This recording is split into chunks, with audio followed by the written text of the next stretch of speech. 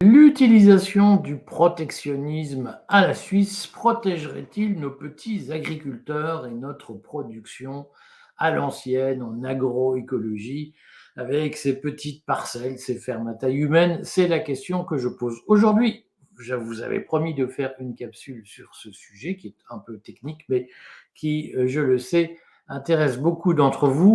Alors notamment par une espèce d'effet de mode ou d'effet magique, hein. Je le redis à chaque capsule, je le martèle, je le rabâche, même si c'est très impopulaire, mais l'objectif n'est ni de faire de l'audience, ni de vous dire ce que vous avez à entendre, mais de sortir de notre avachissement collectif et d'essayer de réfléchir à des solutions réalistes pour sortir des problèmes que nous connaissons et que nous subissons aujourd'hui. Et donc, je sais que beaucoup pensent avoir trouvé une formule magique qui est d'abord de dire qu'il faut, face à un monde hostile, un monde de compétition, un monde de concurrence, eh bien, il faut se dire que nous avons besoin de nous recroqueviller, de nous protéger, de nous renfermer sur notre bulle, sur notre vieux village agricole pour survivre. C'est une espèce de réflexe un peu primitif que nous avons. Et par ailleurs, je vois bien qu'il y a dans ce monde angoissant où il y a des battus de la mondialisation ou des gens qui sont précarisés par la mondialisation, qui se sentent précarisés sans l'être forcément, eh bien, je vois bien qu'il y a une espèce de tentation de se dire cherchons une baguette magique et là, ah, la Suisse pratique le protectionnisme. J'ai vu sur la vidéo d'un tel, sur l'article d'un tel que le protectionnisme en Suisse, ça marchait, ben, on a trouvé la solution. Pour nous sortir des problèmes, on n'a qu'à faire comme la Suisse, on fait du protectionnisme. Alors, on ne sait pas forcément en quoi ça consiste, on ne sait pas forcément si c'est comparable, mais on se dit, voilà, il y a une baguette magique, on n'a qu'à le répéter comme un mantra, comme un Je vous salue Marie, et donc on fait sa prière en permanence, ça va nous porter chance. On n'est pas bien sûr que ça nous aide à manger, mais au moins ça va éloigner les difficultés. C'est le côté magique de la pensée contemporaine. Alors, j'en profite en introduction de ce que je vais vous présenter, puisque je vais essayer aujourd'hui d'explorer cette question de le protectionnisme à la Suisse sauverait-il nos petits agriculteurs. Je vais quand même commencer par dire un petit point, c'est qu'il y a quelque chose d'assez paradoxal. La Suisse, c'est 8 millions d'habitants, c'est-à-dire 8 fois moins que la France. C'est un produit intérieur brut de 800 milliards d'euros de mémoire, c'est-à-dire grosso modo 3 ou 4 fois moins que la France. Alors déjà, il faut se poser des questions. Comment se fait-il qu'un pays aussi petit, aussi peu peuplé, produise par habitant beaucoup plus de richesses que la France? C'est déjà un indice, on va en parler, mais il y a quand même quelque chose de paradoxal à comparer la puissance agricole française, qui est l'une des toutes premières puissances mondiales, à la Suisse, qui est un tout petit pays, non pas par l'intelligence, mais au contraire même, mais par la taille, par la production agricole, par l'importance de l'agriculture. Si vous êtes allé en Suisse, bien, vous avez bien vu que la Suisse, c'est plein de montagnes, que donc sur les montagnes, on ne cultive pas de nourriture, voilà, on peut pas planter du blé sur une montagne, et que donc la Suisse est une petite puissance agricole. Qui plus est, la Suisse n'a pas d'accès à la mer, donc il y a très exactement 6 ou 9 lacs, je crois, où on peut pêcher en Suisse, mais donc il n'y a pas d'industrie piscicole en Suisse, il n'y a pas de grandes surfaces comme la Beauce, comme la Picardie en Suisse. Et donc, on peut un peu s'étonner que la France, qui est un grand pays, qui est une grande puissance, aujourd'hui se dise notre solution, c'est de faire comme la petite Suisse. Alors là, on mesure tout à coup l'avachissement français. C'est qu'à une époque, la France s'est pensée comme puissance mondiale et aujourd'hui, elle se pense comme un petit pays. Et beaucoup de Français qui disent j'aime la France, je suis patriote, j'aime mon pays, bon, mais à condition qu'il soit un tout petit pays et qu'il se comporte comme un tout petit pays parce que nous n'avons plus, nous sommes avachis sur notre fauteuil, c'est-à-dire que nous n'avons plus l'ambition d'être un grand pays qui part à la conquête du monde. Et ce que je vous demande quand même, je sais que je vais encore faire hurler plein de gens qui vont me dire, je sais pas quoi, que je suis macroniste, l'opposition contrôlée ou je ne sais quoi. Je le redis, nous sommes les héritiers du pays de Napoléon, qui avait conquis l'Europe. Et aujourd'hui, on se dit, pour sauver l'agriculture française, il faut faire comme la Suisse. Il y a quand même un problème, mes amis. Me dites pas que vous êtes patriote quand vous dites ça. On ne peut pas se dire aimer la France et se la projeter comme une petite puissance, voilà, à mon avis. Enfin, si vous pensez que vous avez raison, c'est votre droit. Mais moi, quand quelqu'un me dit je suis patriote et je pense que en France, il faut adopter les mêmes règles pour protéger l'agriculture que la Suisse, bon, j'ai quand même un petit problème sur l'image que vous vous faites de la France et l'image que vous vous faites de la capacité de la France à résister à la concurrence internationale. C'est-à-dire que quand je vois ça, j'entends surtout ne nous obligez pas à diminuer le poids de la sécurité sociale qui, paraît-il, nous protège. Elle nous a imposé le pass sanitaire, mais elle nous protège. Elle a remboursé le Mediator les yeux fermés, mais elle nous protège. Et donc, ne nous supprimez pas ce grand bienfait qu'est la sécurité sociale, et on est prêt à tous les renoncements, on est prêt à devenir un tout petit pays pour protéger notre confort. Voilà, c'est ça que j'appelle l'avachissement. C'est, vous savez, monsieur, je suis un grand mec, bon, mais je suis tellement bien dans mon canapé qu'il faut surtout pas me secouer. Voilà.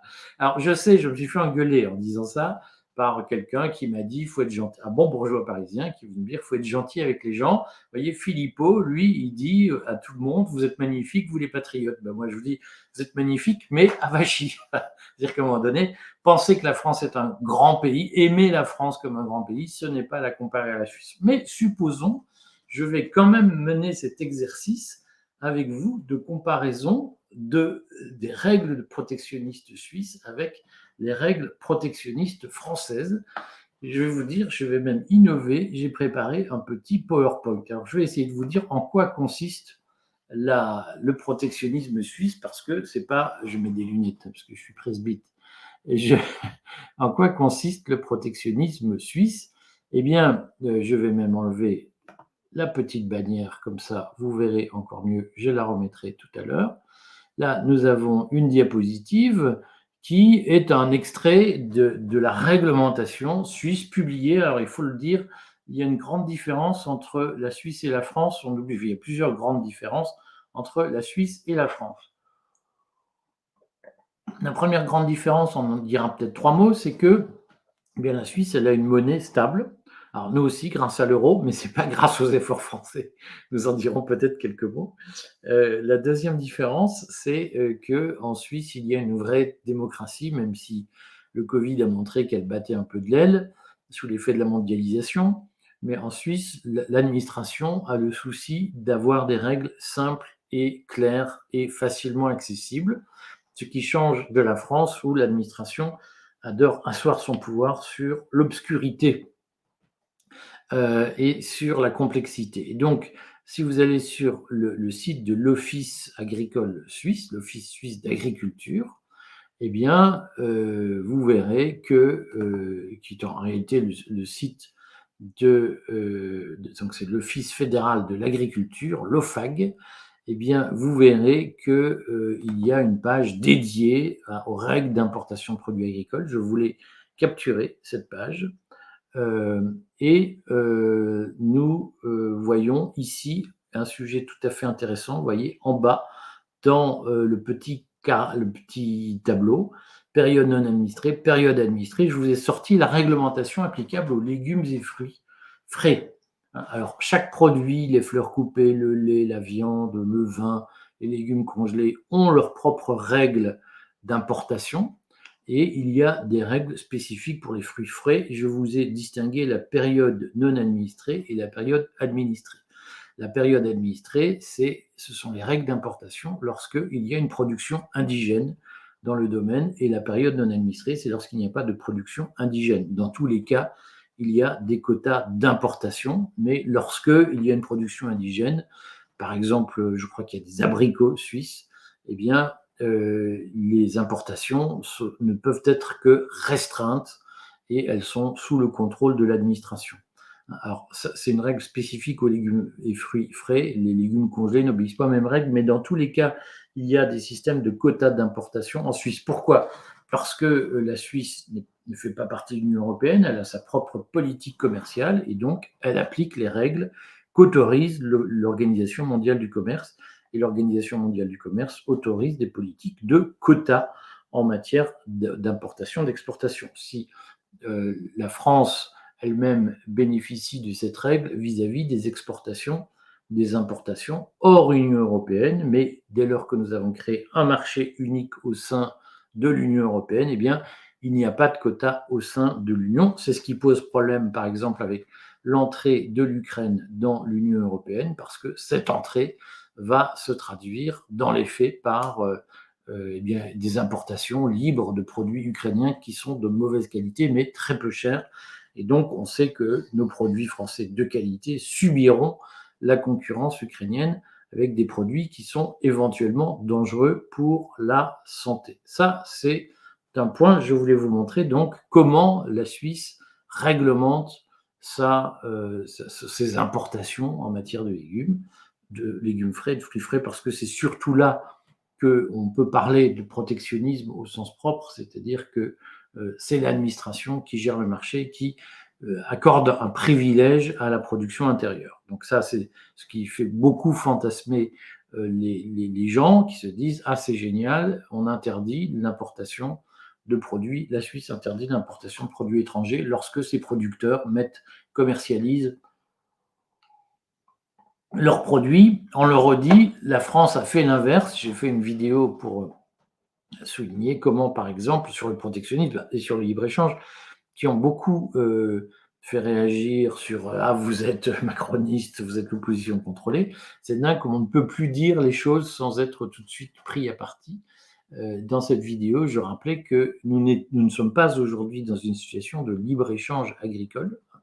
Nous sommes dans un système d'économie administrée où il n'y a pas de libre circulation, et notamment, par exemple, jusqu'en juin 2023, la réglementation française imposée par le ministère de l'Agriculture interdisait aux produits français, je vais supprimer ça provisoirement, interdisait aux producteurs de tomates bio françaises de commercialiser leurs produits. Donc, les producteurs de tomates bio sous serre en France n'avaient pas le droit de commercialiser leurs tomates sous étiquette bio de décembre à mars ou avril, c'est-à-dire pendant l'hiver, c'est-à-dire pendant qu'il y avait la demande la plus forte. En revanche, les producteurs étrangers, eux, avaient ce droit. Alors le Conseil d'État, après un recours des producteurs de tomates, le Conseil d'État a annulé cette distorsion de concurrence qui favorisait les produits étrangers au détriment des produits français. Sur les tomates, il y aurait beaucoup à dire. J'ai fait une vidéo où je parle longuement de la tomate, notamment. Donc j'ai repris un rapport du Sénat.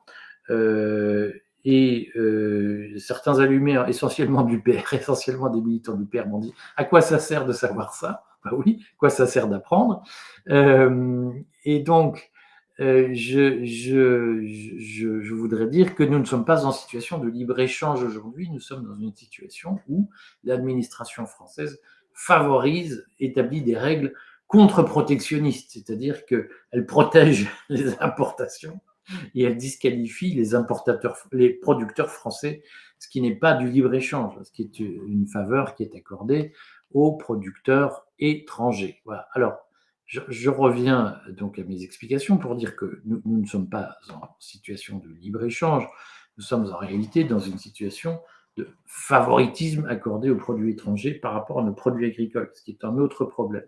Mais on voit qu'effectivement, en France, certains se disent « faisons comme en Suisse, interdisons les importations de produits étrangers lorsque nos producteurs produisent eux-mêmes, par exemple les légumes, les fruits frais, c'est l'objet même de ce que les gens espèrent. Alors, je reviens à mes présentations, je réefface ma petite bannière, je redis que donc, pour comprendre ce problème, il faut, me semble-t-il, avoir à l'esprit ce qu'est le poids du monde de l'exportation et de l'importation. Alors, en France et en Suisse, pour comparer, la question de première, c'est est-ce que la Suisse et la France peuvent être comparées dans ce domaine? Et je voudrais redire un point, c'est que donc, on a vu fleurir, les Suisses sont protectionnistes. Alors, alors, vous voyez, c'est le drame d'Internet et des réseaux sociaux, c'est qu'il y a quelqu'un qui dit, alors je ne sais pas qui d'ailleurs a lancé ça, la Suisse c'est protectionniste et ça marche. Et donc tout le monde dit, la Suisse c'est protectionniste. Je vous mets quand même une comparaison tirée de chiffres officiels de l'OCDE. Je vous mets une comparaison entre le poids de l'internationalisation de l'économie en Suisse et en France, hein. Donc cette petite diapositive vous montre quel est le poids des exportations de biens et de services, c'est-à-dire y compris le domaine bancaire, y compris le domaine financier, y compris le domaine des investissements, quel est le poids des exportations par rapport au PIB, c'est-à-dire à la production nationale en Suisse et en France. Alors en France, vous voyez, en 1980, c'est-à-dire quand Mitterrand est arrivé au pouvoir, les exportations, ça représentait 20% du PIB, c'est-à-dire que quand nous produisions 5 euros de richesse, eh bien, il y avait 1 euro qui était exporté. En Suisse, c'était 2,50 €, c'est-à-dire pratiquement 50% du PIB en 1981, quand Mitterrand est arrivé au pouvoir. 50% du PIB suisse était exporté. Maintenant, c'est à peu près 80% du PIB suisse qui est exporté et la France, elle a péniblement dépassé les 35%.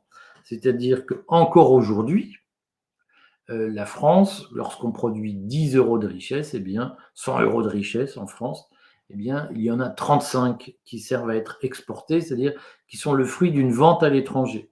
C'est 80 euros en Suisse. Autrement dit, l'économie suisse, elle est totalement mondialisée et totalement tournée vers le libre-échange. C'est ce qu'il faut avoir en tête, si vous voulez, c'est que, me semble-t-il, il faut arrêter de se raconter des carabistouilles et dire « Ah, la Suisse, c'est protectionniste, ça marche ». Non, s'il y a bien un pays en Europe qui est pour le libre-échange et qui vit essentiellement de l'internationalisation des exportations, de son économie, si vous voulez, c'est la Suisse.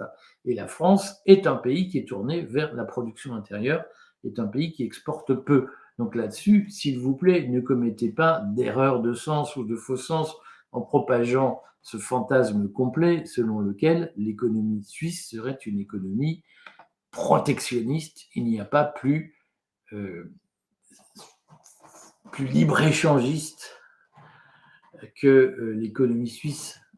Et c'est une économie qui est essentiellement tournée vers l'étranger. La Suisse, c'est certainement pas une économie qui est tournée vers la production intérieure. Donc là aussi, ne faisons pas de faux sens. Alors pourquoi la Suisse se permet-elle, mais on va y venir, d'établir des règles protectionnistes plus marquées dans le domaine agricole? Pour la raison que je vous montre ici, c'est le poids de l'agriculture dans le produit intérieur brut.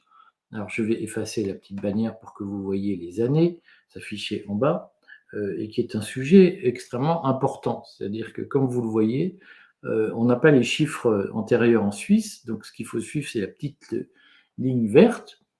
En France, l'agriculture, en 1981, quand Mitterrand est arrivé, l'agriculture représentait 10% du PIB français, c'est-à-dire que lorsqu'on fabriquait 100 euros, produisait 100 euros de richesse, 10 euros venaient de l'agriculture. Aujourd'hui, c'est à peu près 2 euros. C'est-à-dire que le poids de l'agriculture dans le PIB a été divisé par 5 en l'espace de, ça fait combien, en l'espace de 40 ans, ce qui est un effondrement absolu, mais qui correspond aussi à la baisse générale du prix de l'alimentation.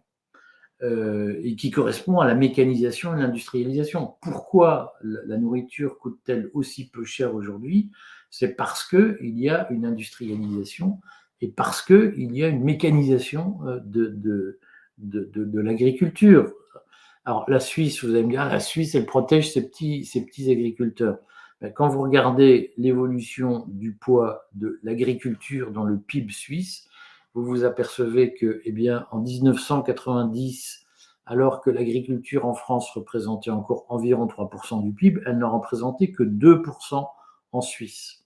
C'est-à-dire que la Suisse, en gros, le poids de l'agriculture suisse par rapport à la France était d'environ 65%. C'est-à-dire que lorsque 3 euros de richesse française venaient de l'agriculture, c'était 2 euros en Suisse en 1990. Et nous sommes aujourd'hui dans une situation où en Suisse, c'est 1% du PIB qui dépend de l'agriculture, en France 2% du PIB. C'est-à-dire que le poids de l'agriculture dans le PIB suisse depuis 1990, eh bien, il a fondu de 50% par rapport à la France. Donc là aussi, si vous voulez, arrêtons de colporter des mythes. On a entendu ça, alors c'est magique, on le répète en boucle, mais en fait c'est faux. Le protectionnisme suisse n'a pas sauvé l'agriculture suisse, il n'a pas permis à l'agriculture suisse de se maintenir à des niveaux plus importants que l'agriculture en France, puisque relativement à la Suisse, eh bien, le poids de l'agriculture dans la production, dans la richesse nationale, c'est mieux maintenu en France qu'en Suisse depuis une trentaine d'années. Donc, le protectionnisme suisse n'a certainement pas protégé la production agricole suisse et l'ouverture de la France au libre-échange n'a certainement, dont j'ai dit les termes et les limites tout à l'heure, l'ouverture de la France à la concurrence internationale, on va dire ça comme ça, n'a certainement pas accéléré l'effondrement de l'agriculture, du poids de l'agriculture dans la richesse nationale, puisque on le voit bien, ce poids global, c'est mieux maintenu qu'en Suisse. Donc là aussi, arrêtons les faux sens. Le protectionnisme n'a pas protégé l'agriculture suisse. Et je vais vous le montrer avec ces chiffres tout à fait impressionnants qui sont libellés en millions de francs suisses. Ce sont les comparaisons entre les importations et les exportations par poste agricole dans l'agriculture suisse. Voilà. Et on voit, vous voyez qu'il y a donc tout ce qui est déficitaire, ce sont les petites, enfin, c'est pas exactement comme ça. Vous voyez que tout ce qui est à gauche de la verticale, ce sont les importations, tout ce qui est à droite, ce sont les exportations. Et on voit quand même qu'en matière de fruits et de légumes, la Suisse importe énormément de fruits et de légumes et elle en exporte très peu. Ça veut dire que massivement, même s'il y a un protectionnisme dont j'ai montré le poids en matière de fruits et légumes frais, eh bien, la Suisse reste un pays extrêmement importateur de fruits et de légumes et sa production, pour sa part, est confidentielle. C'est-à-dire que, au fond, la Suisse, malgré des mesures protectionnistes, reste un pays qui importe massivement sa nourriture et qui dépend massivement de l'extérieur. Or, il se trouve que l'agriculture suisse, le commerce extérieur agricole suisse est excédentaire, ce qui n'est pas le cas de la France, ou à peine le cas de la France. Le commerce extérieur agricole suisse est excédentaire grâce à quelques produits. Alors, il y a le lait, les œufs et le miel. Alors, essentiellement parce que, notamment en matière de lait, l'industrie laitière suisse s'appuie sur un cheptel extrêmement important de vaches laitières. Mais il y a surtout les préparations alimentaires qui sont des grands postes d'exportation. Ces préparations alimentaires, eh bien, ce sont les éléments transformés. C'est pas pas du produit agricole brut. Les boissons sont aussi fortement exportées de Suisse et c'est surtout le café, le cacao et le sucre qui font l'objet d'exportations massives et qui permettent de dégager de l'excédent agricole. Et donc, là aussi, si vous voulez, il ne faut pas commettre de faux sens et faire croire qu'au fond, l'agriculture suisse serait un paradis de petits paysans qui nourrissent la population. On voit que massivement, la Suisse est dépendante de l'extérieur, et notamment pour ses fruits et légumes, là où le protectionnisme est le plus drastique, eh bien, la Suisse a une production intérieure confidentielle et elle importe massivement des fruits et des légumes. Donc arrêtons d'expliquer que le protectionnisme protège les producteurs suisses. En réalité, malgré des règles extrêmement protectionnistes, eh bien, la Suisse est obligée d'importer de nombreux fruits et de nombreux légumes pour se nourrir, pour nourrir sa population. Donc n'imaginons pas de façon simplifiée, ne commettons pas faux sens en disant que parce qu'il y a un protectionnisme sur les fruits et les légumes frais en Suisse, la Suisse serait autosuffisante. N'imaginons pas que le protectionnisme porte sur des volumes extraordinaires et n'imaginons pas que la Suisse se passe d'importation grâce au protectionnisme.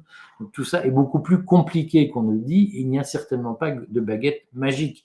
Redisons-le par ailleurs, la Suisse, c'est un petit pays Et donc, lorsque ces producteurs d'abricots, eh bien, si tant est qu'il y ait des abricots en Suisse, veulent vendre sur les marchés suisses, ils ont moins de 2 heures de route à faire pour aller vendre sur les marchés.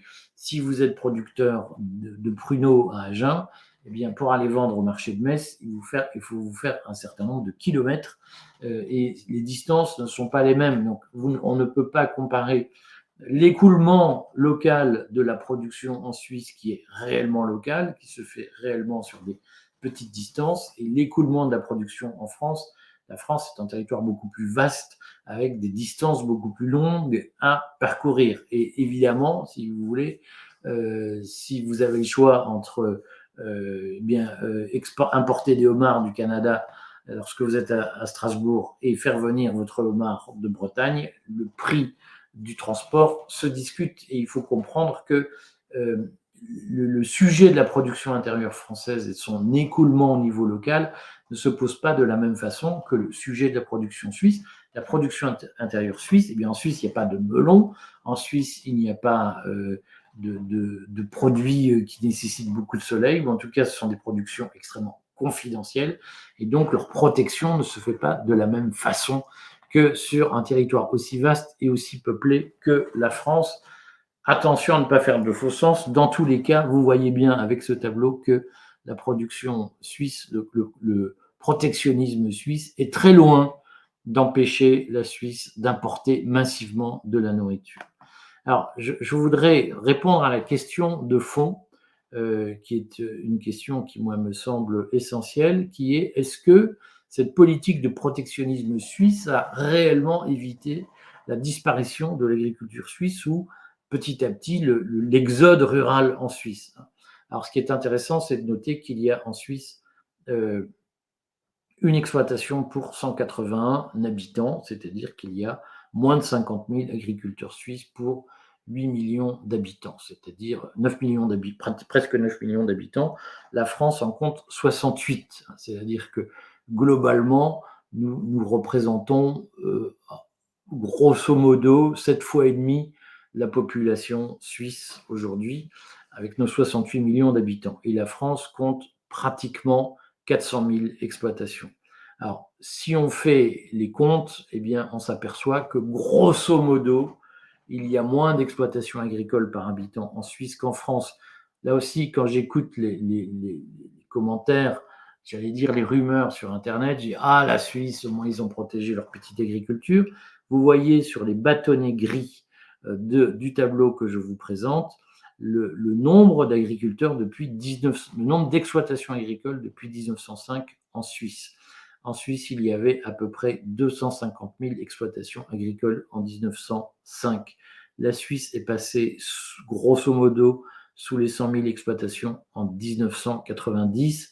Et depuis 1990, la Suisse a perdu à peu près la moitié de ses exploitations agricoles.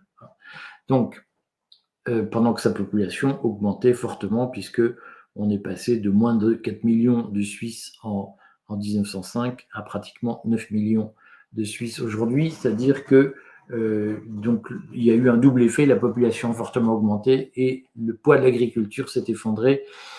On le dit depuis 1990, la population agricole en Suisse a été divisée par deux. Donc là aussi, de grâce, ne commettons pas d'erreurs, ne commettons pas de faux sens, n'imaginons pas que miraculeusement, la Suisse est parvenue, grâce au protectionnisme, à défendre ses petits agriculteurs. Vous voyez bien que sur le fond, les mesures qui ont été prises, d'abord elles sont en trompe-l'œil puisque la Suisse est une économie beaucoup plus fortement ouverte sur le commerce international que l'économie suisse et que l'économie française, pardon. Et vous voyez bien que par ailleurs, le protectionnisme n'empêche pas des importations massives de nourriture et le protectionnisme n'empêche pas la disparition rapide des exploitations agricoles en Suisse. Donc, arrêtons d'inventer des choses qui n'existent pas. Je finis cette présentation en vous parlant de la diapositive numéro 6. Je vais enlever ma petite bannière publicitaire pour dire que moi, je crois que le vrai sujet que nous devons nous poser aujourd'hui sur cette question agricole, c'est celui du poids agricole de la France non pas dans le cadre d'une logique protectionniste, mais dans une logique de libre-échange, d'ouverture à l'économie internationale, puisque, je l'ai dit, le libre-échange, c'est une expression très particulière qu'on ne peut pas utiliser pour qualifier l'agriculture et les échanges agricoles aujourd'hui. Ce qu'on voit, c'est que le commerce extérieur de fromage par pays, par exemple, est un sujet tout à fait intéressant qui me semble devoir être relevé. Alors, le tableau que je vous présente, donc comme plusieurs tableaux que je vous ai présentés viennent d'Agristat, qui est l'équivalent c'est le service de statistique des chambres d'agriculture suisses pour aller vite. Cet Agristat donc, vous présente le commerce extérieur de fromage entre la Suisse et le reste du monde. Et comme on le voit, la Suisse, eh bien, elle importe massivement des fromages italiens.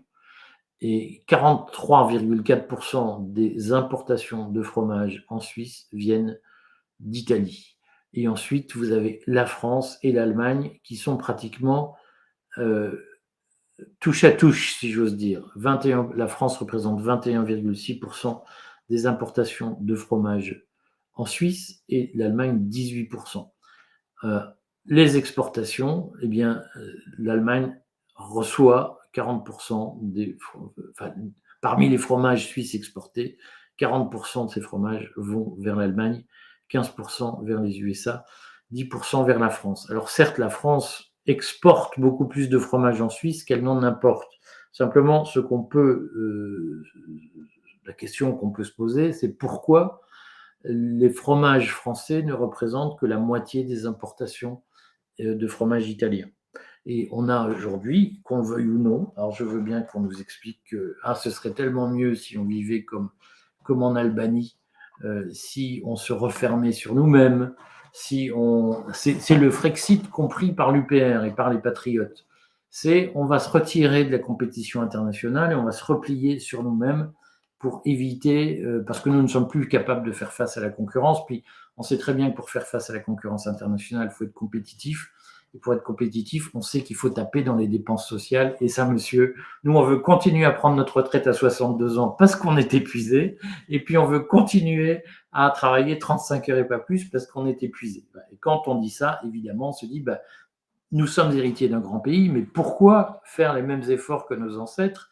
Pourquoi ne pas continuer à avoir 35 heures retraite à 62 ans avec des dépenses médicales totalement délirantes, des hôpitaux publics bureaucratiques, supprime les lits, hein, et pourquoi on ferait des efforts, monsieur, alors que si on se transformait en Albanie ou en Corée du Nord, eh bien, nous pourrions vivre à l'abri de la concurrence. Alors, on mangerait moins, on aurait moins d'oranges, mais on serait entre nous et on continuerait à avoir la sécu. Ça, c'est la compréhension qu'ont un certain nombre du Frexit. Le vrai sujet, c'est qu'avec cette logique, vous voyez bien que nos fromages, qui sont une marque d'excellence, eh bien, nous n'arrivons même pas à les exporter correctement en Suisse. Les Suisses préfèrent les fromages italiens au fromage français. Ils en importent 2 fois plus. Ils importent 2 fois plus de fromage italien que de fromage français. Ça pose une question. Et au lieu de passer notre temps à nous inventer des mondes où il y a des protectionnismes qui marchent, puisque la Suisse, je vous l'ai montré, son protectionnisme ne l'empêche pas d'importer massivement et son protectionnisme ne l'empêche pas de perdre ses agriculteurs comme peau de chagrin. Donc arrêtons les mensonges. La vraie question, c'est comment on fait, quels atouts on se donne pour conquérir des marchés étrangers et pour, à un moment donné, dégager des revenus en vendant. Le rapport du Sénat dont j'ai parlé dans une vidéo montre bien qu'aujourd'hui, pour vendre à l'étranger, on sacrifie le revenu des agriculteurs. Les autres, eux, arrivent à vendre sans sacrifier le revenu de leurs agriculteurs. Il faut se demander comment ils font. Et le vrai sujet est là. Et comment ils font? Eh bien, il y a des certitudes incontournables. Moi, je pense qu'il y a une mesure de base, c'est de créer un statut de micro-entrepreneur agricole qui bénéficierait des mêmes avantages que les micro-entrepreneurs non agricoles. J'en ai vu en Suisse d'ailleurs, qui par exemple ne payent pas de TVA, ne payent pas d'impôts pendant les 3 premières années d'activité. Ça, ce sont des mesures qui peuvent être utiles. Et ensuite, il faut réfléchir aux méthodes de production et à l'amélioration des méthodes de production. Le retour à la bêche et au cheval de trait, c'est sympa pour les cartes postales, mais ça ne permet pas de faire vivre les agriculteurs, et c'est bien le sujet que nous avons. Alors, moi, je ne veux pas fermer le débat. Je crois que le débat continue. Chacun a tout à fait le droit d'avoir ses opinions, ses croyances, ses préférences, ses inclinations sur le sujet de l'agriculture. Ce qui me paraît essentiel, en revanche, c'est que en aucun cas on ne mente. Voilà. Et aujourd'hui, arrêtons d'expliquer que le protectionnisme en Suisse, ça marche, parce que le protectionnisme en Suisse, ça concerne un tout petit pays qui a des problématiques de petits pays. Et ça n'empêche pas les importations massives et ça n'empêche pas la disparition des petits agriculteurs. Voilà, je ne peux pas vous dire autre chose. Ça ne clôt pas le débat, mais en tout cas, arrêtons de nous inventer des mondes qui n'existent pas. À bientôt, on se retrouve ce lundi pour un journal télévisé avec Édouard Husson. Et puis nous faisons, je le redis, une semaine sur la révolution. Une révolution est-elle encore possible aujourd'hui? Nous aurons une série d'interviews sur le sujet. À bientôt.